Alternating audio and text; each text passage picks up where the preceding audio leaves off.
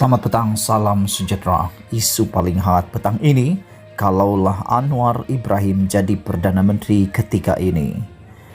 Berita sepenuhnya, ulasan sepenuhnya.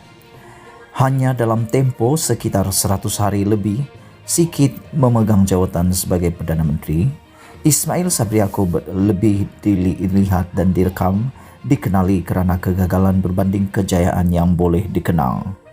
Banjir yang berlaku khususnya di Selangor lebih menyerlah hakikat ketidakmampuannya sebagai pemimpin dalam mengurus negara sebagai Perdana Menteri. Ketika ini selain termenjadinya beliau sebagai Perdana Menteri buat mula disesali, ramai yang lain pula tanpa sembunyi meluahkan rasa meluat dan menyampah dengan kepimpinannya yang gagal itu. Selain beliau sendiri dikategorikan gagal teruk, Ismail Sabri juga dilihat tidak upaya membetulkan perangai menteri-menterinya yang lemah dan tidak tahu bekerja. Jika kita rajin mendengar perbualan golongan profesional dan ahli perniagaan di kafe-kafe sambil menikmati secawan kopi di sekitar ibu negara atau kita sendiri berkesempatan berbual-bual dengan mereka, rata-rata mereka begitu kecewa serta menolak kepimpinan Ismail Sabri.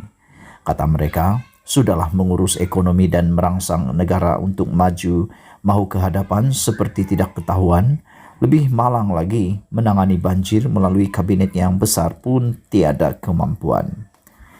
Yang lain pula mencela, itu baru berdepan dengan banjir yang biasa berlaku kepada setiap tahun. Belum lagi kita berlaku perang dengan negara lain atau lain-lain konflik yang lebih berat.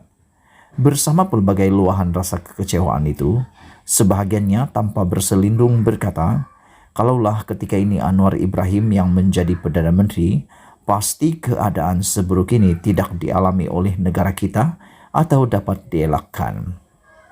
Dengan Anwar selalu melahirkan idea yang segar untuk negara, berani serta pantas memberi reaksi terhadap sesuatu isu, suaranya tidak pernah diam terutama di parlimen.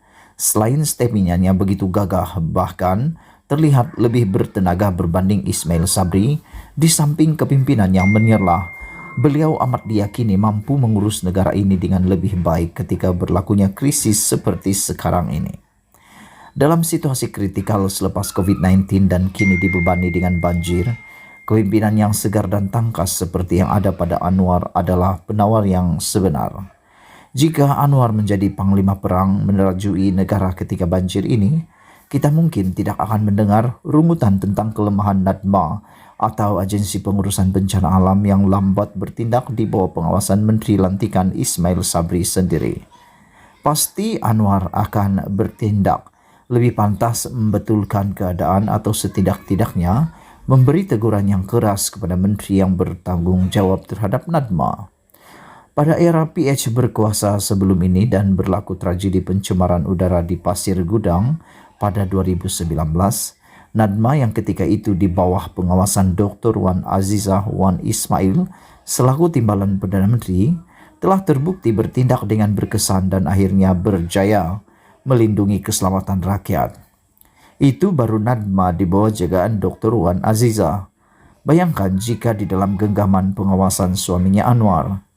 Jika Anwar menjadi Perdana Menteri ketika ini, menteri yang hanya tahu mencuci tahi cicak, serta selayaknya dibayar gaji minimum Rm1.200 sebulan saja, kalaupun tidak dipaksa meletak jawatan, sudah tentu akan disembur dengan peringatan yang menjadikannya lebih berhati-hati di masa depan.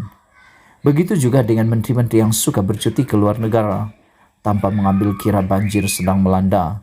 Kalaulah Anwar jadi Perdana Menteri, di samping mungkin mengarahkan mereka pulang dengan segera beserta amaran dan suara yang lebih tegas, tidak mustahil beliau juga akan bertindak membeku atau memansuhkan percutian ke luar negara bagi menteri-menteri untuk suatu tempoh tertentu sehingga keadaan ekonomi negara dipulihkan sepenuhnya.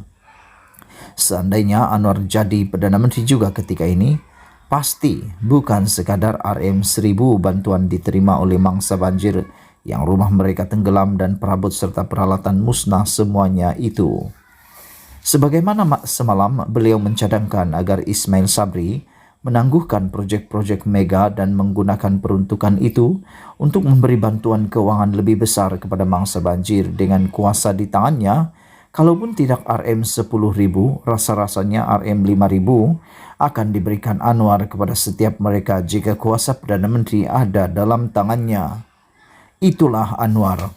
Beliau sentiasa dikenali sebagai pemimpin yang lebih mengutamakan rakyat, dan rekodnya ketika menjadi timbalan Perdana Menteri dan Menteri Keuangan sebelum ini adalah bukti nyata bagi mereka yang mahu berfikir dan menerima realiti. Sekarang pun, dengan kuasa dan kemampuan keuangan yang terhad yang dimilikinya, sekadar sebagai ketua pembangkang saja, lihatlah juga bagaimana beliau sentiasa muncul atau bersuara dalam apa juga tragedi yang menimpa rakyat dan negara. Anwar adalah kerinduan sebenarnya rakyat yang dahagakan pembelaan, terutama di ketika Ismail Sabri dilihat semakin tidak bermaya dan hilang punca memimpin negara ini. Ditulis oleh Sahbudin Husin, 28 Desember 2021, dipetik daripada sahbudin.com. Sekian isu hangat petang ini. Jangan lupa tinggalkan komen Anda.